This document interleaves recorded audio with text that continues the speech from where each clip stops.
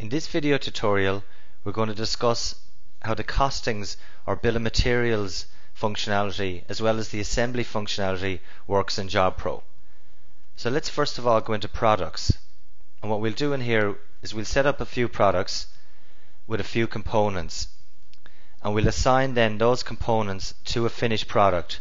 So you can see then how the bill of materials or costings setup works in the products module. Now the products module is not necessarily just about physical products, but it can also be about services as well. But usually customers that are using this system in relation to bill of materials, they'll be entering in mainly products, but they can also put in labour as well on a bill of materials section in the costings tab. So first of all, let's create a new record and we'll call it component 1. And you can enter in a description as well, but we'll just say that it's a raw material. Now the type drop down menu, these can be edited and set up. So in previous versions of JobPro, a product was either a finished product, raw material or a service, but now you can actually enter in what you like in setup. So let's put in a cost price of 10 for that item. We'll create a new record, call it component 2. Cost price of 15, and another new record, component 3, cost price of 20. Now for each of these items also we can specify which in setup we've set up that on creating a product to auto set each product to be tracked in stock. So that's automatically clicked here. So those 3 components or raw materials that we've just set up will be tracked in stock. So the next thing we're going to do is set up a finished product, and we'll assign those components to show how that finished product is made up from its costings or its bill of materials. So we click on new. We'll enter in a finished product name. We'll set the type to be finished, and then on the costings tab we can then specify what makes up this finished product in here. So we'll add a line and then we'll click into the code, and if we filter out by COM upcomer components, we'll select component 1.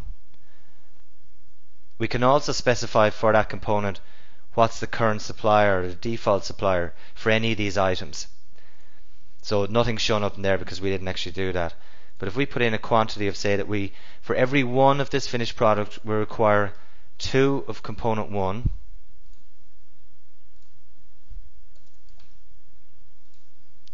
and we require 4 of component 2,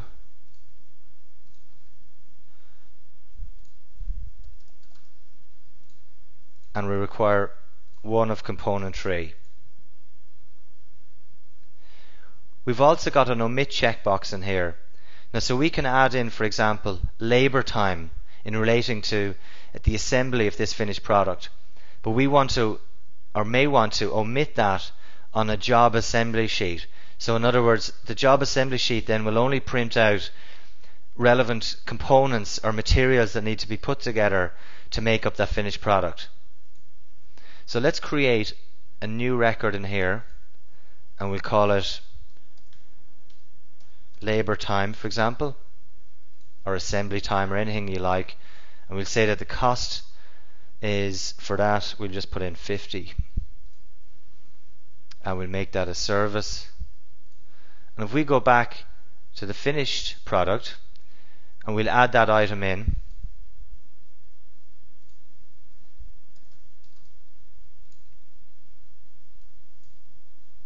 and we'll say that for every quantity of one of these finished products it takes half an hour, so we could put in 0.5 of a unit, and we click omit on that so that it doesn't include that on an assembly sheet. So we'll also put in a sell price for this finished product. Now you could put in a markup, but in this case we'll put in its sell price manually. You can also do that from the pricing tab. So for every new product record, it defaults to the default price category that you've specified in setup. So in the case of this, we can also create new ones, but let's just put in a price of, we put in a price range. So from 1 to 10, we'll say the price is 200. We can see then up here the markup and the profit based on that. We'll put in another price break from 11 to 20 is at 190, and then everything after that from 21 onwards is at 180. So when you then include this product on a quote or a sales order or an invoice for a customer, based on the quantity that you enter on that line item, it'll then choose the correct unit price.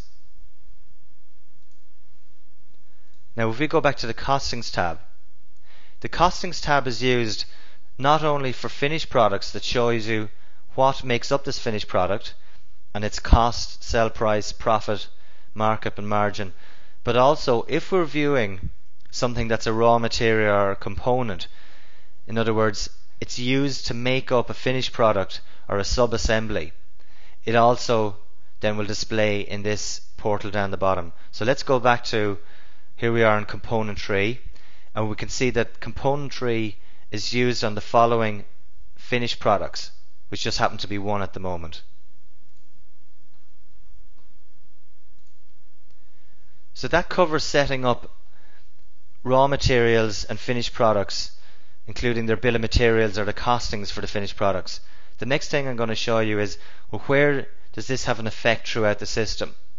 Now primarily there's two areas that where you use then your bill of materials or your costings.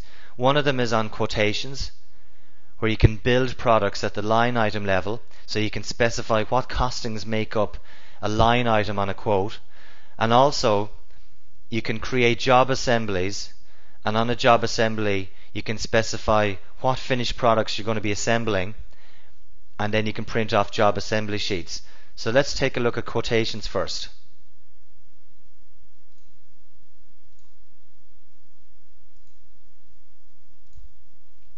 So we create a new quotation, we specify the customer,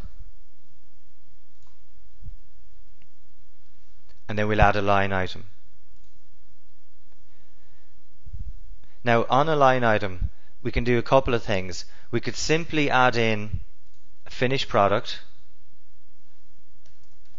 the one that we just set up, and in there then we can put in our quantity, and it'll give us our sell price in total. And if we view that, where we've got a view costings button, we can then see what makes up that finished product. We can also see quantities that are available for the components or any items that make up the finished product, and you can see here it's given us a warning because there's actually no quantities available. So under normal circumstances these components would have increased in stock on purchase orders, or when you're initially using the system you would have put in opening balances for these items, so then it would show the quantities that are available. So let's return back to the quote. Now another way of using the costings or the bill of materials functionality is if we create a line item and we could just put in a general description of something that we're going to be doing for a customer. So we'll just put in description of services or products. Now if we then drill down to the costings level, we can then specify the bill of materials or the costings of what is going to make up this line item that the customer will see. Now the customer won't see on the quote all this level of detail, they'll just see the description that's been put at the line item level. So here we can create a new line or a new costing, and the options are that we can create a blank line or that we can create a line based on a specific product that we've already set up in the products module. Now these could be services as well in the products module. It's not just about products. So if we create a blank line, for example, that means that it's not putting in a code from the products module, and we can just put in, some details, and we'll say that it requires 5 and the cost price is that. And then we're going to have, if we go back actually to the line item and we put in a quantity of 10. Now if we go back to the costings level, we can see then the quantity required is 50, because per unit is 5 required of this, and we need 10, so that's 50 given our total price. Now another way or another method of specifying your costings for a line item on a quote is to add a product to the quote or to the costings level of the quote. So when we specify then the actual product we want to add, we can do things like add services or add individual components, but we can also add finished products as well. So for example, if we just add a component, it'll add the line item in, and we can see then the quantity required and the cost and the total price. But if we were to do an alternative way, and we'll add a finished product in, when we select the finished product, it asks us, do we want to basically split out that product by its costings, or do we just want to enter in one line as a finished product line? So if we want to split it out by its costings, click on costings, and we can see then the 4 items are split out that made up that finished product. So we can see all our quantities and all our costs, they'll all add up then. Alternatively, if we go and select that again,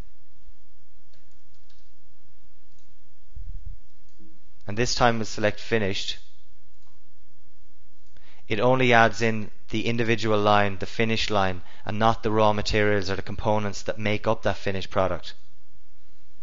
So by using this method here, we have an ability to sort of create custom quotes for customers, either using just manually entered text or by using products and services, whether they're components, raw materials, or finished products that have got the bill of materials specified for them already in the products and services module. So that covers how the costings or the bill of materials functionality works at the quotation level. Now if we create a new quote, specify the customer, and we'll add a line item to it, and we'll put in our finished product, and we'll say a quantity of 5. Now what we can do here is we can create a job from this quote and have the assembly details relevant to the finished product be auto-generated on the job. So we're creating basically a job assembly to order for this customer. Now you can also create job assemblies for assembling goods just to put into stock, but in this case we're doing it specific to an order from a customer. So we click on options and click on create job and generate the budget and our assembly details. So we click on this option, and what we want to do is select the assembly details, and we can set the status of the quotation to approved, yes. So now we're brought into the new job, and we can say it's a job assembly,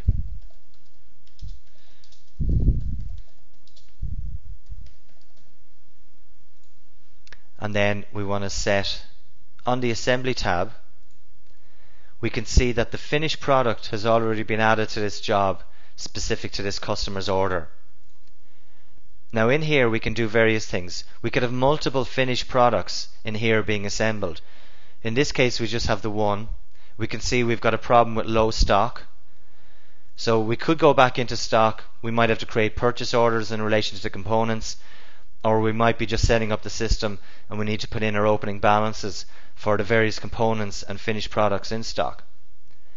So if we click on the costings arrow here, a little bit similar to the functionality in quotations, we can see what makes up this finished product. But this is all about assembly in here. And in here we can specify then on assembly of the finished product, we can specify the quantity that was used. So if there was more than the quantity required used, for example, there's been wastage or items have been broken, for example, we can increase the quantity at this level here instead of just specifying the quantity that was required originally. Now this message here is saying that we need to complete the assembly first before we can override the quantities that were used. So we click on cancel. Now we also have the ability to print an assembly sheet from here as well.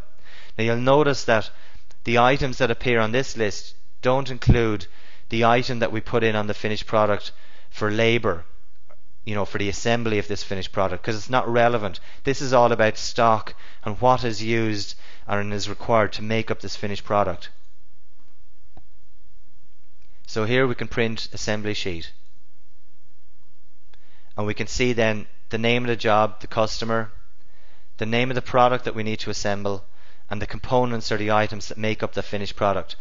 Now we could have multiple products or finished products in here, and we can print them on one job assembly sheet for that job. So let's click on enter to bring us back. Click on return. So we could have multiple finished products in this job assembly for this job, and we could print all the assembly sheets at one time from here. So if we set the status for this particular job assembly to in progress. Now, if we look back at the finished product and the components that make up that finished product in the products module, we can do that in here by clicking on view. We're brought back into products, back into the finished product section. And if we have a look at the stock tab, we can see that currently there's 5 in assembly that are going to be added into the system, and they're current.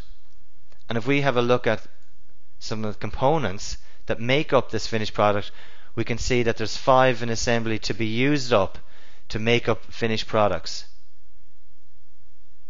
And we can also see that there's an issue with stock available at that particular stock location, because you can have multiple stock locations in the system.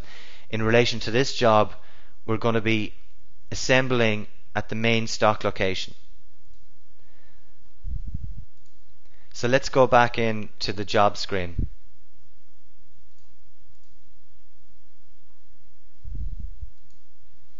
Now once we set the status to complete for the assembly of this product, it will update stock for all the different components that are linked to that finished product.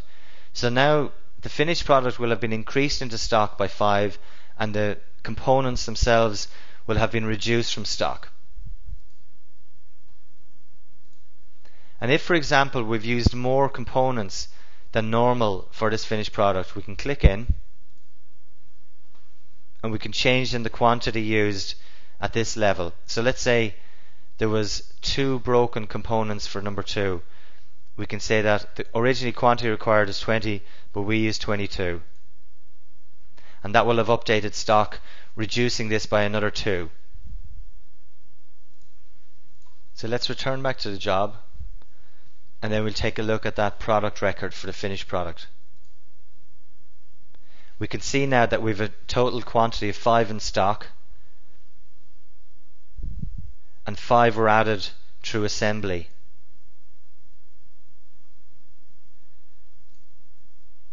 We can also see on the general tab relating to that product the history or movements for that item. We can see that there's just one here, created in assembly in the main stock location, a quantity of 5 through assembly. And we can filter out in here by different types of product movements as well. So that covers the assembly or costings and bill of materials functionality that's in JobPro. One area worth mentioning actually is that automatically for both finished products that are made up of costings or bill of materials and for components, if something is made up of other items, it'll show then an assembly type in here that this is an assembly record. But for components that make up or are used for finished products, we can see that the assembly type, it's an assembly item. So this means that you can search on this field here whether an item, or certain items that are assembly or finished items, or whether they're used in a sub-assembly or as assembly items. And just finally, if we have a quick look at the job screen again on the assembly tab, we've got various options in here like print assembly sheets, create a sales order, a shipping record or sales invoice related to the assembly details that are on that job. And it also displays, if you have multiple locations in the system instead of just one location, it'll show the main location in from the point of view of when you complete the assembly of something, it's going to then increase the stock at that location, and also the location out is related to the components that are used to make up that finished item or finished items. So in most cases the location in and location out will be the same, but this system does allow you to specify different locations in and locations out based on identities as well, like multi-company feature, stores, or just multiple warehouses that you might have, or multiple offices that you can set up in the system. If you've only got one stock location in the system, well then these location in and location out fields don't appear in jobs and in any other module that's relevant to stock incoming or outgoing. So for example, on creating a job assembly, you could specify that for a particular product, when the product is assembled, what location is it going to go into, and for all the components or items that are going to be used in making the finished product, what location out they're going to be coming from. And based on these two options, you'll get warnings in relation to stock quantities and what's available at each of those locations for the components that are going to be used for the finished products. If you've created a job assembly specific to a customer, well then what will happen is the finished product will end up being put into stock temporarily until you then create a sales invoice or a shipping record, where the shipping record will reduce the stock for that item. But you can also create job assemblies just for storing finished items in stock. So what will happen is the finished items will increase into stock, the raw materials or components will be reduced from stock, and then as you sell those finished items, you don't need to do any job assemblies because the finished items will actually exist in stock as finished entities and not broken up, raw materials that have yet to be put together to make up the finished items.